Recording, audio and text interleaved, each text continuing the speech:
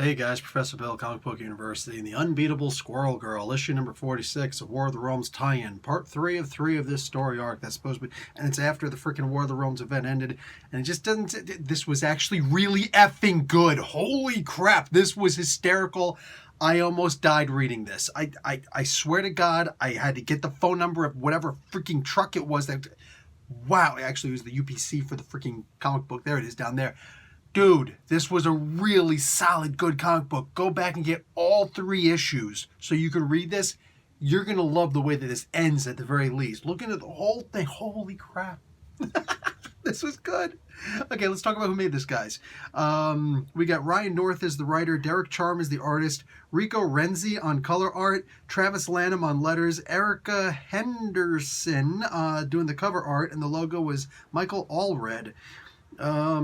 Squirrel Girl was created by Will Murray and Steve frickin' Ditko. Alright, so, man, okay, how does this end?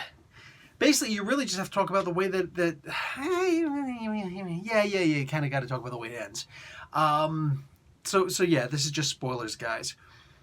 When Ratatoskr and Squirrel Girl figure out what's going on, they figure out that the frost giants are actually going out and stealing, well, killing and poaching whatever, dolphins and all sorts of porpoises like that. Porpoise. And they're dragging them to where they're going. So they had to cut off their supply line.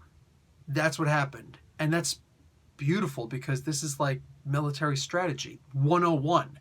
You don't have to defeat an army directly. You can cut off its supply line and they're screwed. So that's what they do.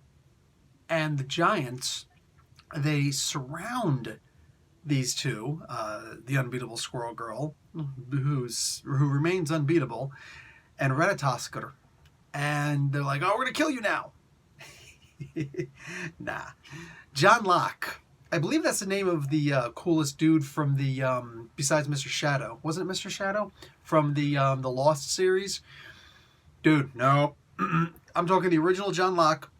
The guy who talked about life, liberty, and freedom. I think that's how it works. Basically, his life's work was what eventually became the foundation of what the Constitution, the U.S. Constitution would be. Which makes me think, wait a second, freaking Ryan North, the writer here, he's a Canadian. He's not an American. I know that here in Canada they actually study not mostly, but for the most part, they seem to study American history more than anything else. They know more about the way American politics works as opposed to Canadian politics. Is this a generalization? Yes, it's a vast generalization. It's not 100%, the peeps. I'm just saying in general, you ask most Canadians, you're mostly going to get people who understand American politics as opposed to Canadian politics. It is what it is, man. So I'm not overly surprised, but I still had to sit here and wonder, with all that he'd done here, is Ryan North maybe secretly an American? So these guys, they have to have a conversation with the Frost Giants about John Locke and what he did and what eventually became the U.S. Constitution, the Bill of Rights, all that good stuff, and how the transference of authority works and, what your inalienable rights should be and what actually makes for a bad dictator and, should there maybe be a constitutional monarchy. And I'm dying when I'm reading this because they're actually sitting down and showing documents and everything to these Frost Giants, and the Frost Giants are paying attention. They're looking at this. They're figuring out. They're like, oh my God, you're right. We need to go back, and we need to. Here it is. We need to go back and go after King Laufey and Ymir, and we need to make sure that they hear us because we need to be heard. The government should fear the people. This mostly comes from the French. The government should fear the people, not the people fearing the government. Wow. Well, that was just badass. That was awesome. So then Loki shows up, and he's like, because he's back. And he's all like, hey, Nancy, good to see you, but Ratatoskr, you got to come back to prison because you didn't finish out your service yet.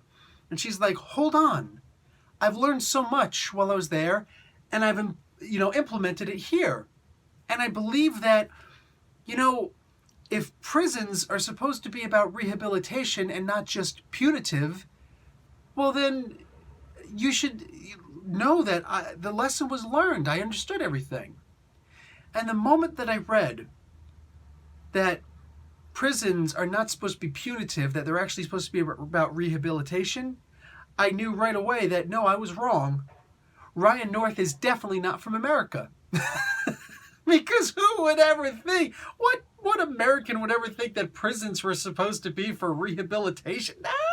You lock them away, you throw away the key, and they're supposed to get raped repeatedly in there, right?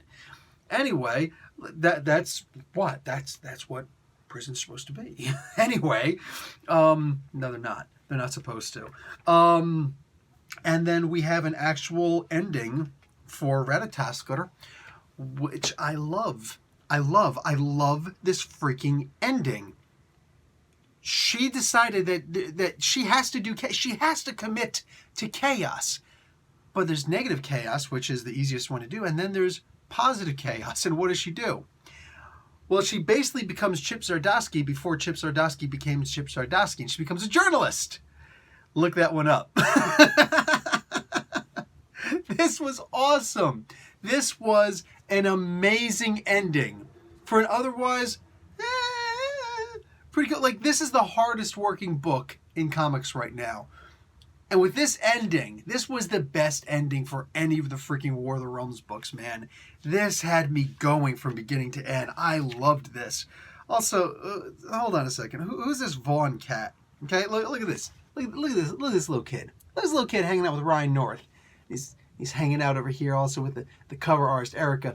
Like, what the frick is going on here? What is this kid? He says he's from freaking Mississauga, Ontario, Canada. Well, that's where I'm at.